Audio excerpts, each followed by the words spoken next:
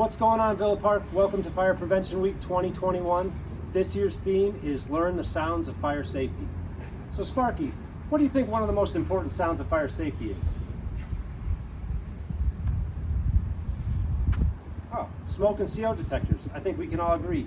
These are important life safety devices that you should have in your home. There's lots to learn about them, so let's talk about it. Every one of our smoke detectors and CO detectors has different sounds that go along with the type of manufacturer or year that come with them. A great place to find out what each of those means are either on the back of the boxes, or you can look it up depending on which kind you have in your house. An intermittent chirping on your detector could mean that the battery is low or dying and needs to be changed. You should change your batteries twice yearly with your clocks regardless.